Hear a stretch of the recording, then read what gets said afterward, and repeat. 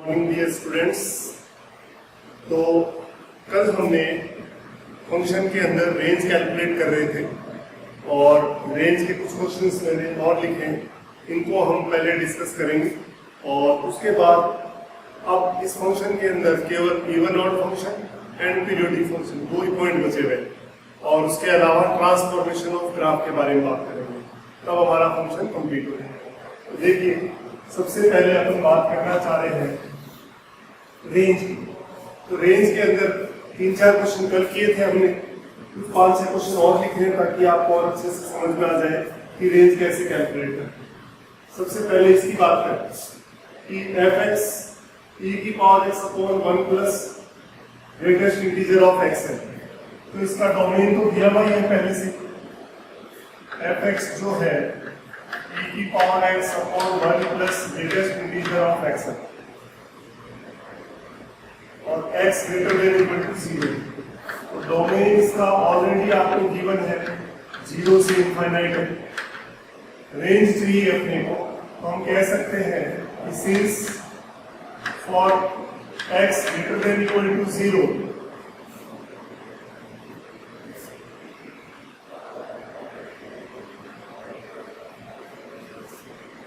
इसकी जो वैल्यू है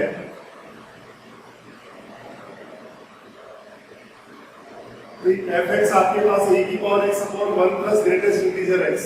तो x greater than equal to 0 पर इस फंक्शन की वैल्यू हमेशा डिफाइंड होगी।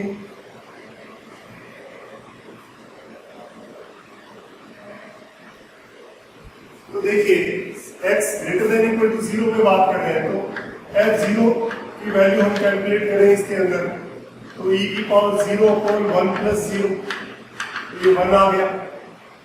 और जब x equal to infinite put करें इसमें, तो f(x) वापस क्या आ जाएगा, इनफाइनाइट आ जाएगा। तो इस क्वेश्चन के अंदर डोमेन आपके पास ये इंटरवल है 0 से इनफाइनाइट, और ये जो फंक्शन है, ये फंक्शन जो है इंक्रीजिंग फंक्शन है। तो इंक्रीजिंग फंक्शन के लिए अपने को इसमें इजी गोइंग में जवाब दे सकते हैं कि जो रेंज होगी उसमें मिनिमम f0 आएगा, मैक्सिमम इनफाइनाइट आएगा। हम लिख सकते हैं यहाँ पे डोमेन तो लिख दिया, दिस फंक्शन इज इंक्रीजिंग।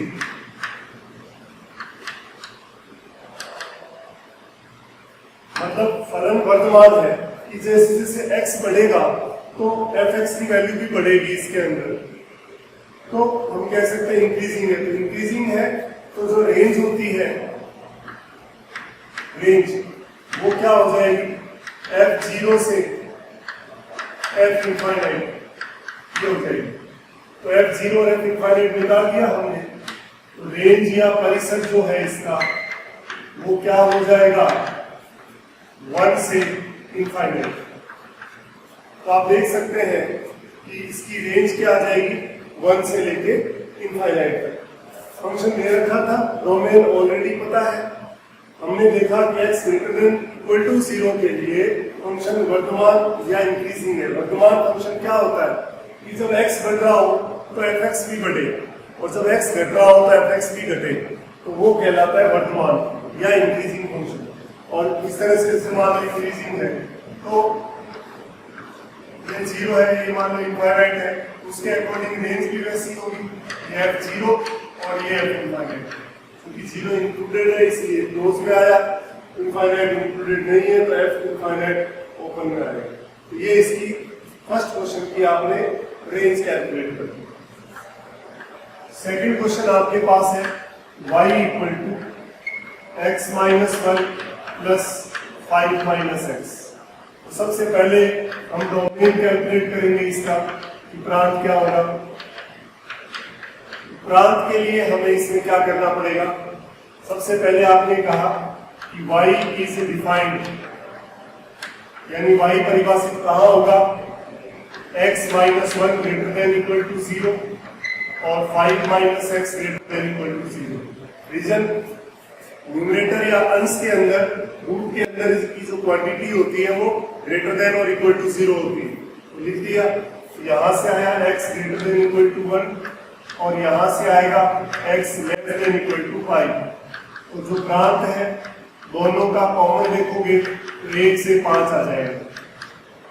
ये इसका क्या आ गया, प्रांत या डोमेन। अब हमें इसकी रेंज चाहिए, तो देखिए रेंज कैसे कैलकुलेट करेंगे हम। तो 1 और 5 आया, तो इसके अंदर देखिए x बराबर 1 पे f1 की वैल्यू निकालिए जरा, 1 माइनस 1 और 5 माइनस 1, तो ये कितना आया 2, और x इक्वल टू 5 पे वैल्यू निकाले f5, तो 5 माइनस 1 और ये 0, तो ये भी सेम आ रही है। इट मीन्स दोनों पे वैल्यू आपके सेम आ रही है। तो हमें इसके अंदर तो 2 पे अगर वैल्यू सेम आ रही है तो अपने को इसमें क्या करना पड़ेगा, इसका मैक्सिमा मिनिमा निकालना पड़ेगा, उच्चिष्ट और निम्निष्ट। कैसे निकलता है, उसके लिए हमें dy by dx को 0 के इक्वल करना होता है। तो dy by dx इसका कैलकुलेट करें, रूट ऑफ समथिंग का होता है 1/2 root something, 1/2 under root x minus 1 plus इसका 1/2 under root 5 minus x। Root of something का होता है 1/2 रूट समथिंग और इंटू समथिंग का और करना पड़ता है। तो यहाँ तो किया 1 आया, लेकिन अंदर इसका करेंगे ये माइनस 1 आएगा, इसको हमें 0 के इक्वल करना। तो जैसे ही 0 के इक्वल हमने कर दिया, इससे हमें x की वैल्यू कैलकुलेट करनी है।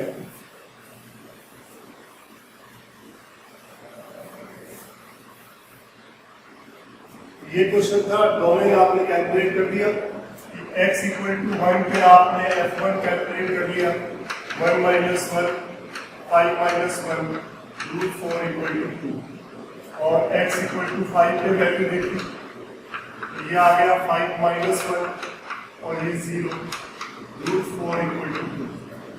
तो 2 वैल्यू सेम आ गई। तो अब हमें इसमें क्या करना है, टू फाइंड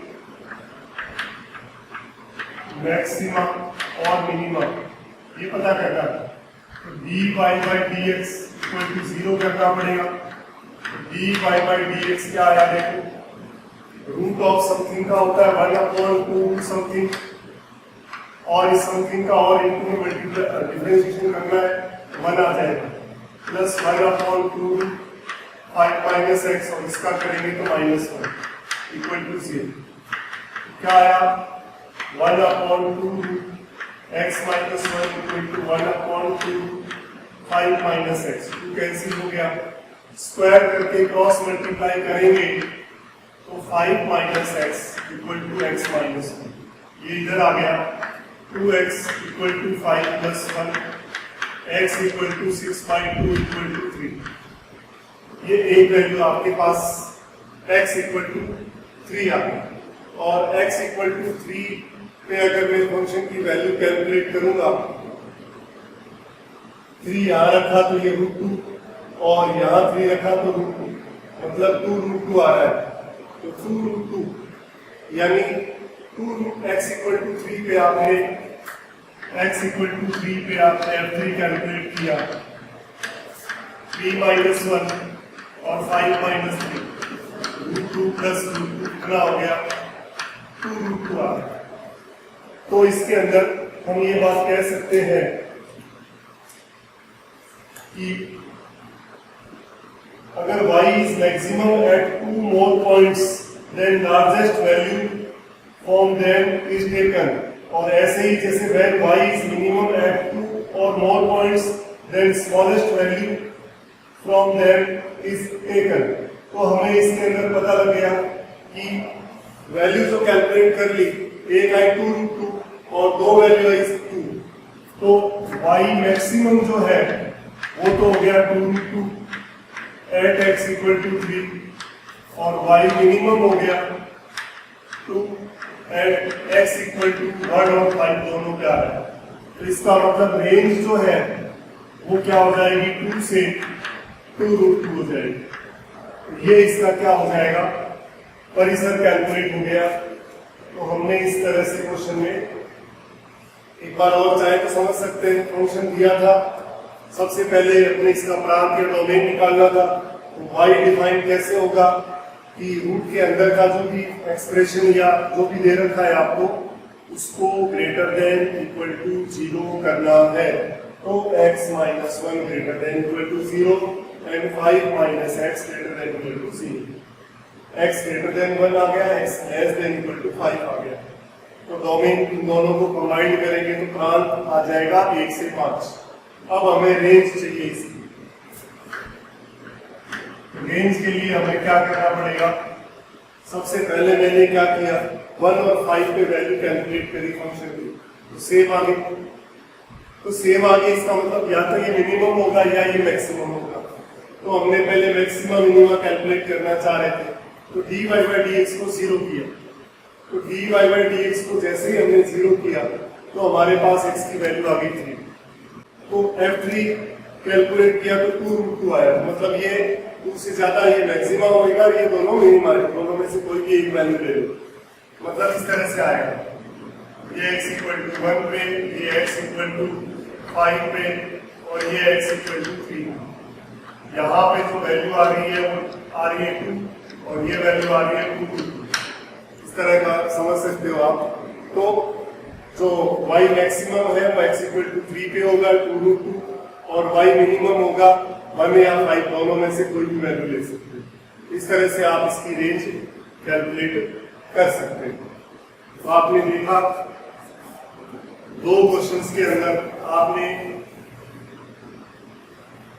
जो है वो आपने इसकी रेंज कैलकुलेट कर दी। नेक्स्ट देखिए अब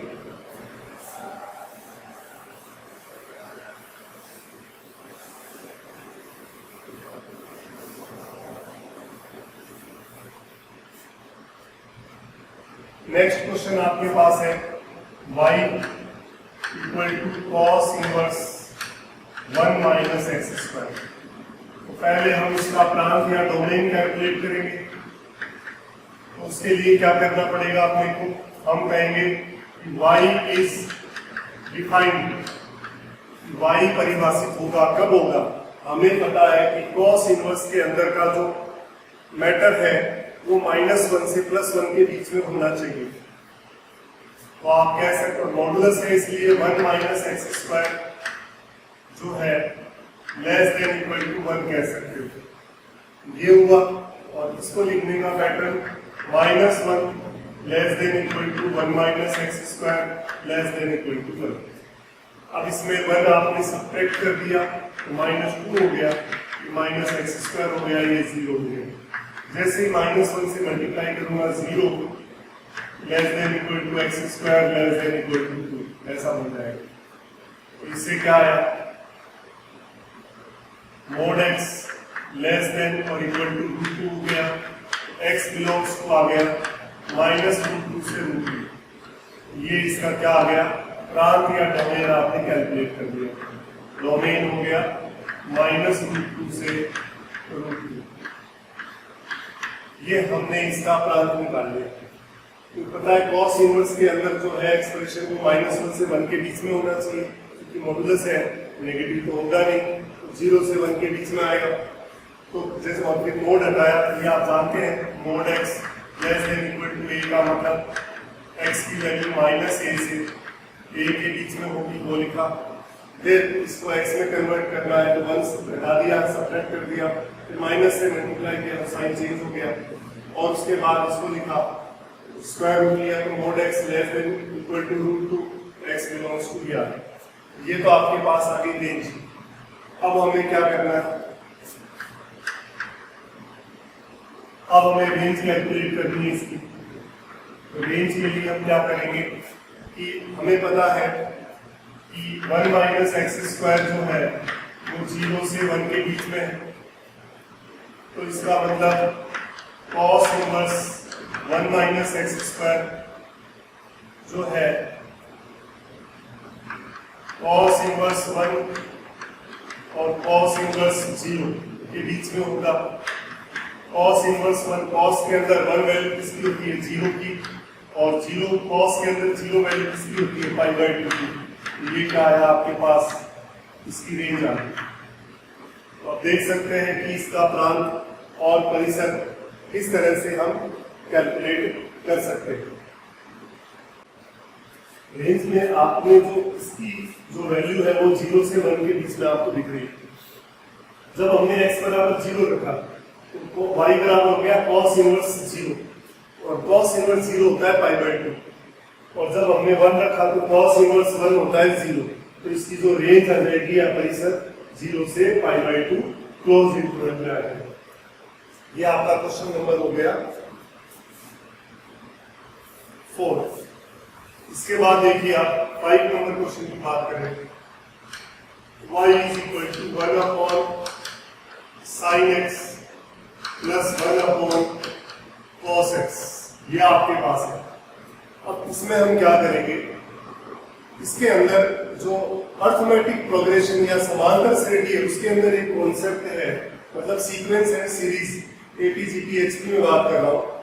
उसमें दिया था AM greater than equal to 0, यानी दो क्वांटिटी का समांतर माध्य हमेशा गुणोत्तर माध्य से बड़ा या बराबर होगा, यानी अर्थमेटिक मीन A और B का A plus B by greater than equal to 2, ये हम जानते हैं। तो ये A और इसको B मान लेते हैं, इसमें अप्लाई करें तो पहले अर्थमेटिक मीन निकाला,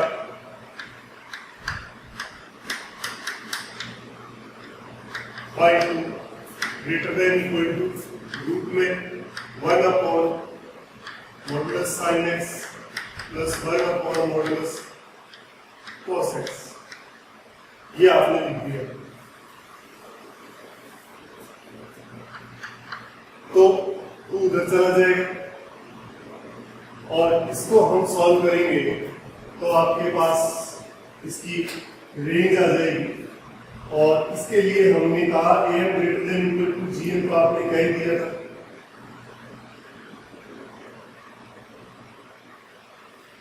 तो आप देखिए इसमें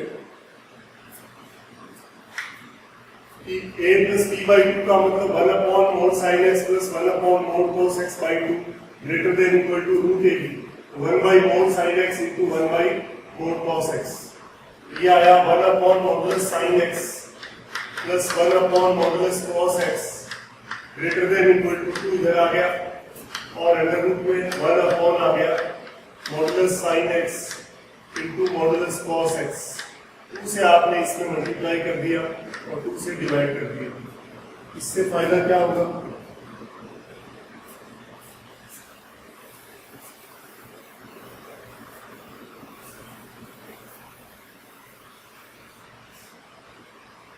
इससे आप देखिए इधर तो ये y हो गया greater than equal to 2 root 2 into under root में 1 upon 2 sine x cos x होता है साइन 2x, ये साइन 2x बन गया।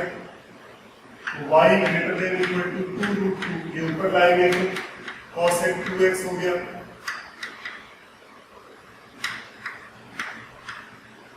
ये अपने पास आ गया। अब देखिए, अब हमें चाहिए, अपने को पता है कि cosec थीटा या x कुछ भी हो सकता है इसके अंदर, ये हमेशा मॉडुलस के अंदर और ये ग्रेटर देन इक्वल टू क्या होता है 1, क्योंकि इसकी रेंज होती है माइनस इनफाइनाइट से -1 यूनियन 1 से इनफाइनाइट, क्योंकि मॉडुलस है तो नेगेटिव तो हो नहीं सकता, 1 या उससे बड़ा होगा। जैसे ही आप लोग करेंगे तो y greater than equal to 2 root 2, minimum value यहाँ लोग करेंगे तो 1 रखनी पड़ेगी आपको, तो y greater than equal to आ गया 2 रूट 2। इसका मतलब रेंज जो है इसकी वो आपके पास हो जाएगी 2 रूट 2 से इनफाइनाइट। तो ये इसका क्या आ गया, परिसर या इसकी रेंज हमने कैलकुलेट कर दी।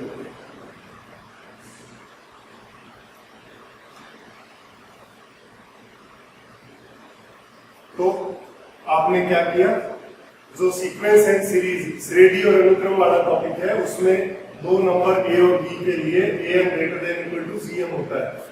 am यानी अरिथमेटिक मीन समांतर माध्य a plus b by 2, gm मतलब ज्योमेट्रिक मीन यानी गुणोत्तर माध्य रूट a। तो a और a इसको b इसको माना दिया, अप्लाई कर दिया तो ये आ गया, 2 इधर भेज दिया, इसमें 2 से ऊपर नीचे मल्टीप्लाई कर दिया तो 2 sin थीटा cos थीटा, आप जानते हो sin 2 थीटा का फॉर्मूला होता है 2 sin a cos a।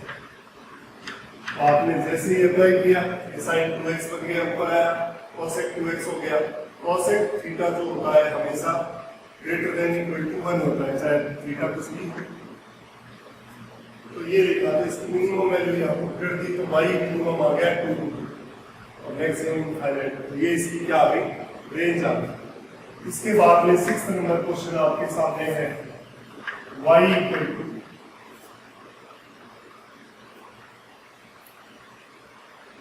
Sign square x minus 5 sine x minus 6। ये अब इसकी रेंज हमें कैलकुलेट करनी है, तो मैं इसमें परफेक्ट स्क्वायर कैलकुलेट बना रहा हूं पहले।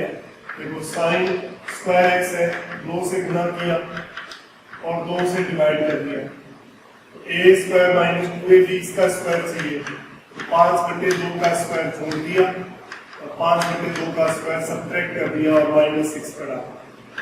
तो ये बन गया आपका whole square, a square minus 2ab plus b square.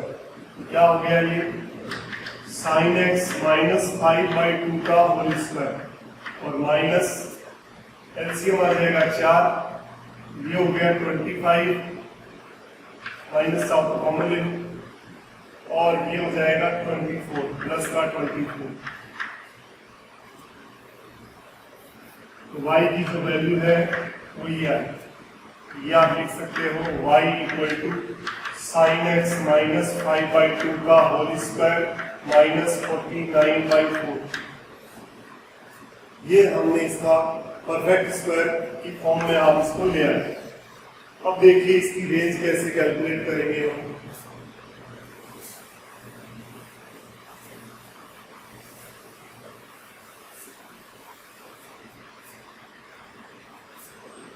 अब इसके अंदर हमें पता है कि साइन एक्स की जो वैल्यू होती है उसकी रेंज जो है वो -1 से 1 होती है। तो जब यहां पे हम -1 रखेंगे तो ये ऐड हो जाएगा तो मैक्सिमम आएगा, y मैक्सिमम चाहिए तो आपको क्या करना पड़ेगा, at sine x equal to -1 लेने से मैक्सिमम आएगा। क्या आएगा देखिए, -1 माइनस 5/2 का होल स्क्वायर माइनस 49/4, ये हो गया 2 माइनस 7/2 का स्क्वायर माइनस 49/4, ये हो गया 49/4 माइनस 49/4, ये 0 आ गया। और y मिनिमम चाहिए, तो देखिए इसमें साइन एक्स की वैल्यू मैं +1 रखूं, तो +1 रखा तो कितना हुआ देखिए, 1 माइनस 5/2 का होल स्क्वायर माइनस 49/4, तो ये हो गया -3/2 2 माइनस 5 का स्क्वायर माइनस 49/4, ये हो गया 9/4 माइनस 49/4, 4 एलसीएम ले लिया, 9 माइनस 49, ये आ गया -40/4 माइनस 10, तो ये आ गया y मिनिमम। मैक्सिमम और मिनिमम आ गया, तो रेंज हम लिख सकते हैं यहाँ पर इस इसका -10 से 0, ये इसका क्या आ गया, परिसर या रेंज। हमने क्या किया, साइन एक्स में दी का समीकरण या क्वाड्रेटिक इक्वेशन थी, हमने इसका परफेक्ट स्क्वायर या पूर्ण वर्ग बना लिया, पूर्ण वर्ग किया आ गया।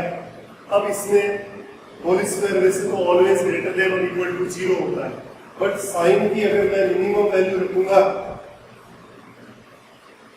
मतलब ये मैक्सिमम कब होगा, ये मैक्सिमम होगा तो y भी मैक्सिमम होगा।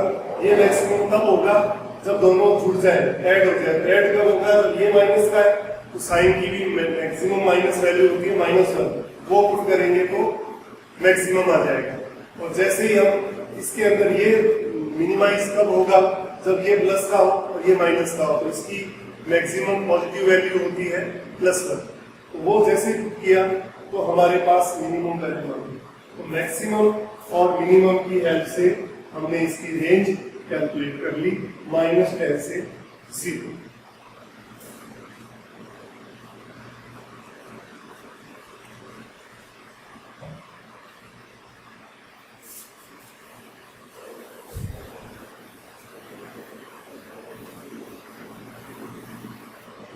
एक क्वेश्चन और था आपके, y इक्वल टू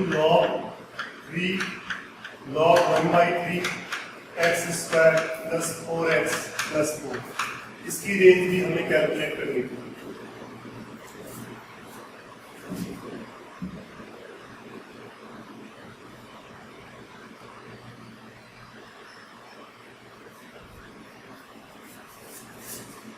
तो देखिए इसमें तो पहले इसका डोमेन कैलकुलेट करेंगे, यानी प्रांत कैसे आएगा। देखिए सबसे पहले हम कहेंगे y इज डिफाइंड इफ इस लॉग के अंदर जो है वो ग्रेटर देन 0 होना चाहिए, तो log half x square plus 4x plus 4 greater than 0, and इस लॉग के अंदर है वो भी पॉजिटिव होना चाहिए, x square plus 4x plus 4 greater than 0। अब इसमें हमें पता है कि log a बेस x अगर ग्रेटर देन p है तो x ग्रेटर देन a की पावर p आएगा जब a ग्रेटर देन 1 होगा, वरना साइन चेंज हो जाएगा जब a जो है 0 से 1 होगा।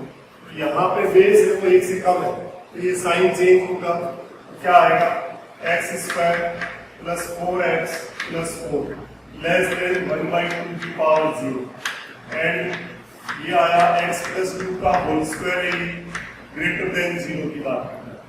ये आ गया x square plus 4x plus 4, ये इधर आया तो -1 हो जाएगा लेस देन 0, एंड ये हो जाए x whole square always greater than और इक्वल टू 0 होता है, ये कह रहा है ग्रेटर देन 0, मतलब x की वैल्यू -2 छोड़ दे, बाकी सबके लिए हो जाएगा।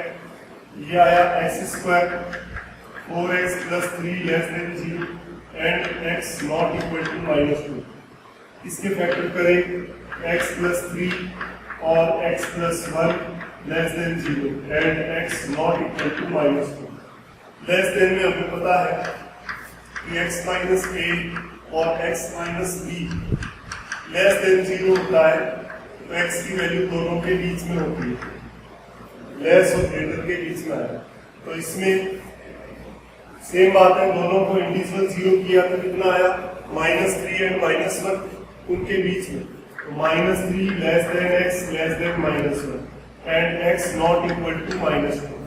तो इसका मतलब x बिलोंग्स टू आ गया -3 से -2 और यूनियन -2 से -1।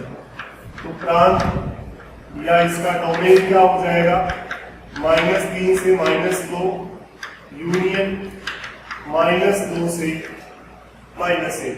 ये इसका क्या हो गया डोमेन या प्रांत कैलकुलेट कर दिया। अब हमें इसकी रेंज कैलकुलेट करनी है।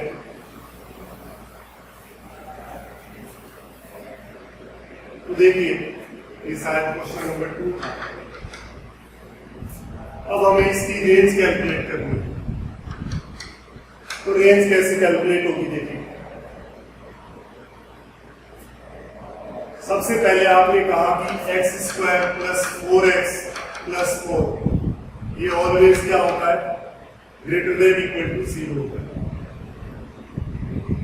ग्रेटर देन इक्वल टू 0 आपके पास। सबसे पहले आपने कहा कि ये जो फंक्शन आपको दे रखा था इसके अंदर आपने ये कह दिया कि x square plus 4x plus 4 greater than और इक्वल टू 0 होता है। अब इसके अंदर हमें log हाफ बेस में लेना है, तो ये किसके बीच में आएगा, तो हमने कहा कि log half x square plus 4x plus 4 जैसे ही लेंगे तो ये क्या हो जाएगा 0 से इनफाइनाइट के बीच में आ जाएगा। और चूंकि अपने log के अंदर है तो बेसिकली ये पॉजिटिव ही होगा, तो x square plus 4x plus 4 इसमें अपन लिख सकते हैं x not equal to -2 domain में नहीं, तो ये लिखा। तो उसके बाद आपने जैसे ही log half x square plus 4x plus 4 की वैल्यू देखेंगे तो ये 0 से क्या आ जाएगी इनफाइनाइट के बीच में आएगा।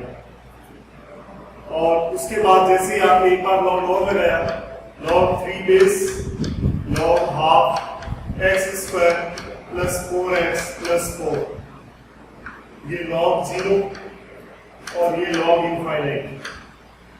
ये तो आपका बन गया fx या y, ये हो गया log 0 की value minus infinite, log 3 log half x square plus 4x plus 4 less than infinite. इसका मतलब y बिलोंग्स टू क्या हो गया, r आ गया। इसका मतलब इसकी रेंज जो है वो क्या हो जाएगी, माइनस इनफाइनाइट से प्लस इनफाइनाइट, या हम कहें तो real number, set of real number. तो इस तरह से हम बात कर रहे थे इसकी रेंज की। तो रेंज के अपने कल रेंज के पहले बेसिक रूल्स देखे हमने, 2 3 4 क्वेश्चन किए, 5 6 क्वेश्चन आज करवा दिए, ताकि आपको रेंज कैलकुलेट करना अच्छे से समझ में आ जाए। अब हम इस रेंज के बाद हम क्या बात करना चाहेंगे इसके अंदर, इसके बाद हमें इसमें कैलकुलेट करना है 2 चीजें इसमें और रही है। एक तो हम बात करेंगे पहले इवन ऑड फंक्शन की, और दूसरी बार हम बात करेंगे पीरियोडिक फंक्शन। ये 2 टॉपिक इसके अंदर हमारे और रिमेनिंग बचे हुए। तो देखिए अब हम बात कर लेते हैं इवन और ऑड फंक्शन की।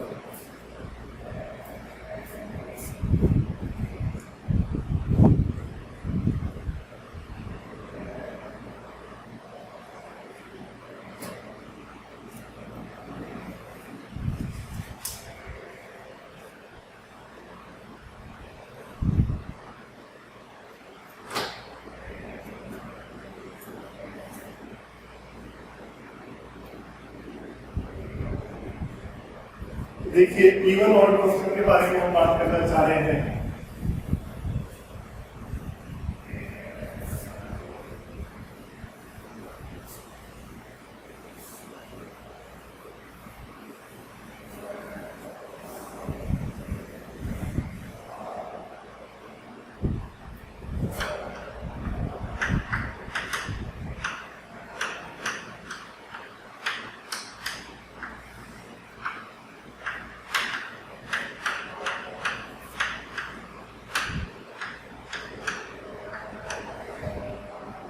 ऐसे हमने इसके बारे में थोड़ी सी चर्चा, जब हमने ट्रिग्नोमेट्रिक फंक्शंस के ग्राफ देखे थे तब हमने थोड़ी सी चर्चा की थी कि ऑड फंक्शन और इवन फंक्शन क्या होता है।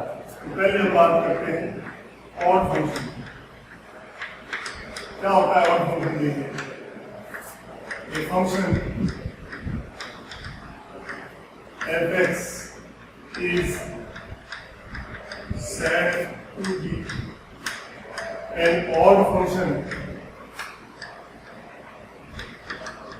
if f of minus x equal to minus fx। कोई भी फलन fx विषम फलन कब कहलाएगा? जब उस फलन में x की स्थान पे माइनस एक्स पुट करेंगे, f ऑफ माइनस एक्स, तो माइनस fx आ जाना चाहिए। जैसे आपने fx ले लिया sin x, तो f ऑफ माइनस एक्स आपने किया, तो sin ऑफ माइनस एक्स क्या होता है? माइनस sin x, तो ये माइनस fx आ गया, यानी ये कौन सा फंक्शन है? और दूसरा एग्जाम्पल आपने लिया fx equal to x cube plus 10x plus cosec x। f of minus x calculate किया, माइनस एक्स का क्यूब, 10 ऑफ माइनस एक्स और cosec of minus x.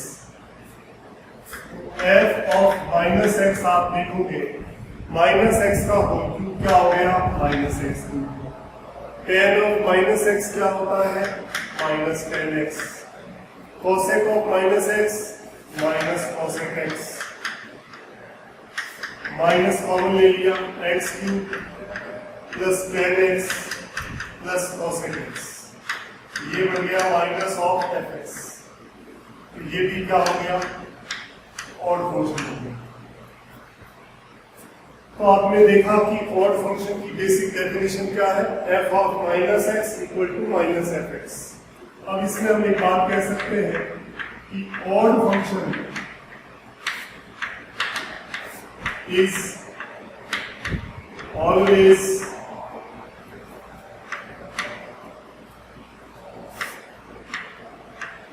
symmetric about origin, that is in opposite quadrants। कि जो विषम फलन है वो मूल बिंदु के सापेक्ष सममित होता है या विपरीत चतुर्थांश में सममित होता है। कैसे? जैसे आपने मान लो y is equal to ten x का ग्राफ लिया, तो टेन एक्स क्या है, विषम फलन है। आप देखिए इसमें जैसा ये इधर बन रहा है फर्स्ट क्वाड्रेंट में पाई बाई टू, वैसा इसकी इमेज बनेगी थर्ड क्वाड्रेंट के अंदर y equal to ten x का ग्राफ।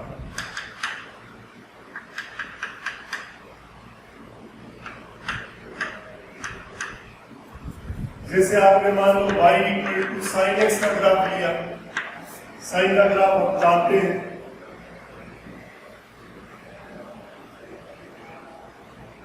जीरो पाई टू पाई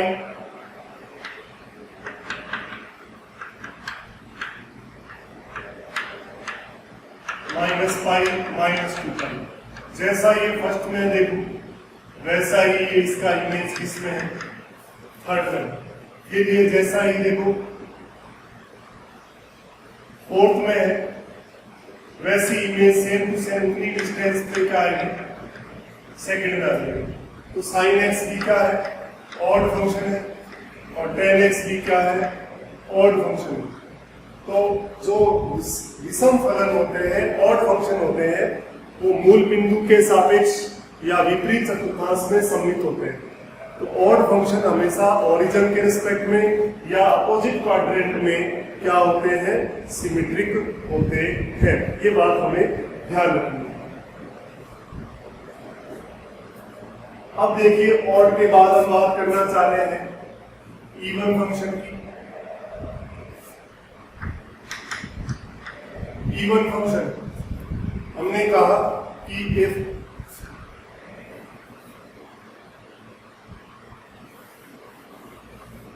इवन फंक्शन या सम फलन के बारे में बात कर रहे हैं। The function f(x) is said to be an even function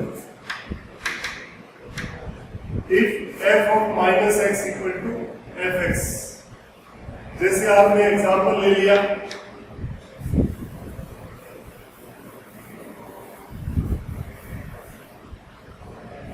example लिया आपने fx equal to cos x।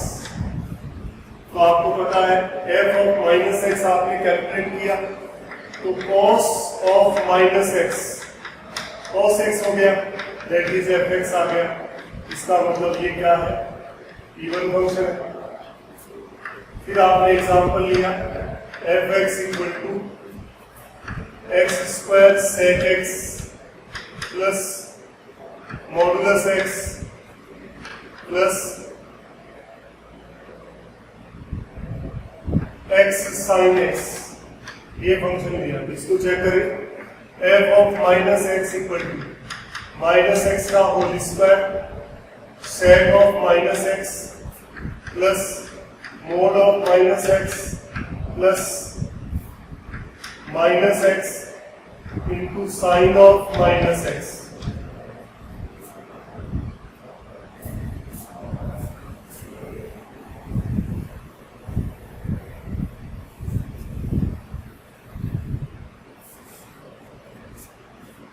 तो इसमें देखिए ये लिखा, अब आपने f of minus x calculate कर लिया, क्या आ गया, माइनस एक्स का whole square x square, sec of minus theta sec theta ही होता है, mod of minus x mod x होगा, और यहाँ पे माइनस एक्स है और sine of minus theta minus sine theta होगा, प्लस एक्स साइन एक्स वापस आ गया, तो ये एक्स आ गया। इसका मतलब ये क्या है, इवन फंक्शन है, यानी कि सम फलन है। अब इसके अंदर हम और बात कर सकते हैं, क्या हम ये कहना चाहते हैं कि even function is always symmetric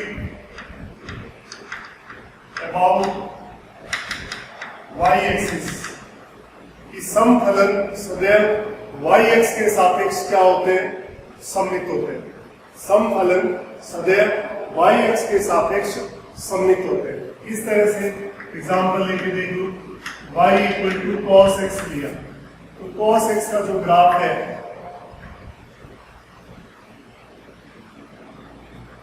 इस तरह से चलता है 0 पाई बाई 2 3 पाई बाई 2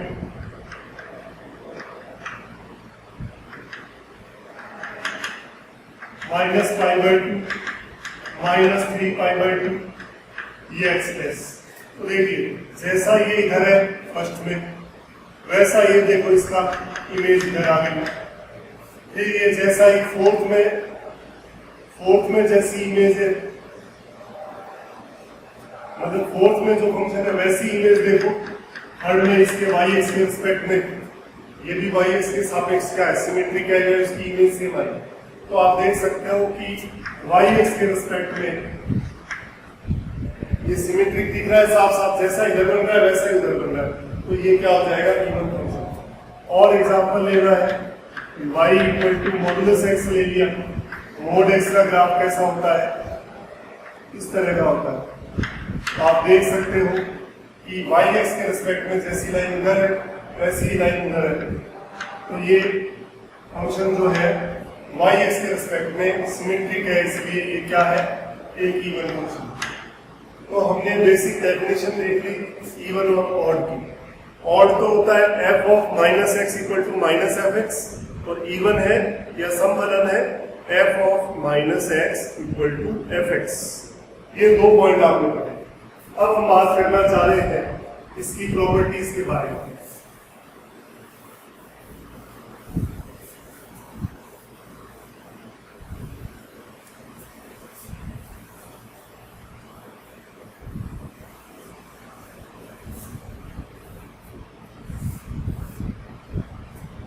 अब देखिए properties of even and odd function. विषम और सम फलनों के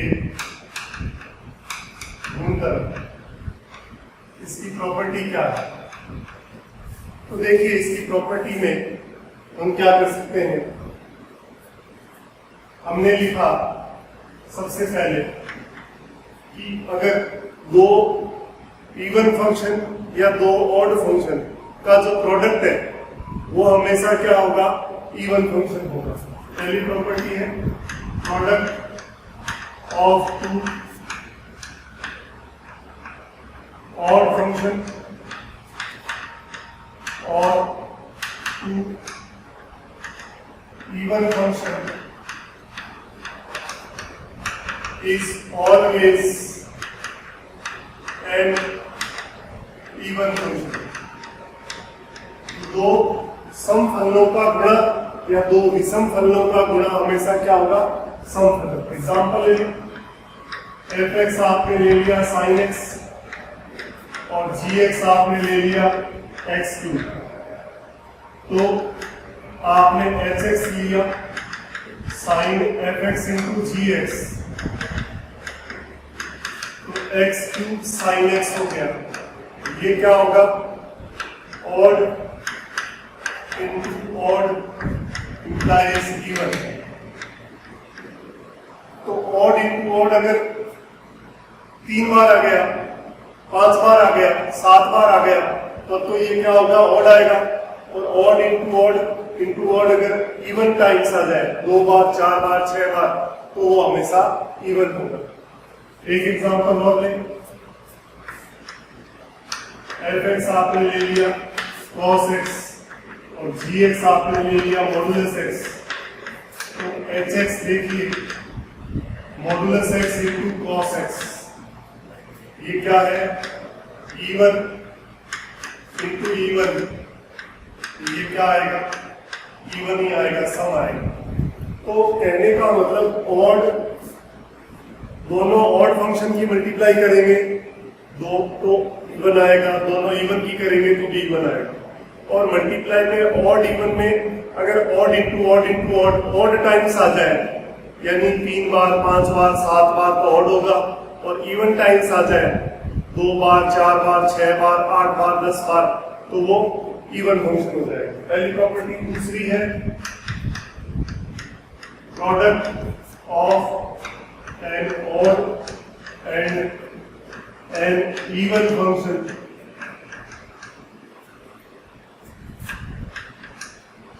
is always an odd function। मतलब एक ऑड और एक इवन हो, उनका प्रोडक्ट करोगे तो हमेशा ऑड आएगा। कैसे? एफ एक्स आपने ले लिया मान लो 10x और जी एक्स आपने ले लिया x की पावर 4, एच एक्स आपने लिखा F x into g x x 4 10x, तो आप कह सकते हो इवन और ऑड, ये क्या आएगा ऑड फंक्शन आएगा। दूसरी प्रॉपर्टी हो गई। तीसरी प्रॉपर्टी है फर्स्ट डेरिवेटिव ऑफ इवन और ऑड। इस इवन फंक्शन का अगर फर्स्ट डेरिवेटिव निकालेंगे तो ऑड आएगा, ऑड का निकालेंगे तो क्या आएगा इवन फंक्शन आएगा। कैसे? मतलब हम ये कहना चाह रहे हैं कि एक बार अवकलन करने पर सम फलन हो तो उसका अवकलन विषम फलन आएगा, और विषम फलन का अवकलन करेंगे तो सम आएगा। एफ एक्स आपने साइन एक्स ले लिया, ये क्या है ऑड है। एफ डैश एक्स देखिए क्या आएगा कॉस एक्स, ये क्या हो गया इवन हो गया। दूसरा एग्जांपल, एफ एक्स आपने ले लिया एक्स की पावर 8, इवन है। एफ डैश एक्स किया 8x की पावर 7, ये क्या है ऑड है। तो इस तरह से हम बात कर सकते थे सम और विषम फलनों के क्या गुणधर्म है, वो आपके सामने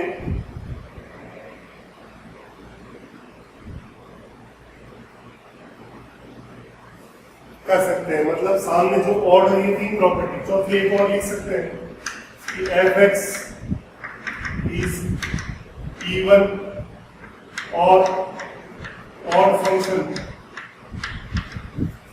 इम्प्लाइज एफ एक्स का होल स्क्वायर, यानी किसी भी फंक्शन का स्क्वायर कर दें is always an even function.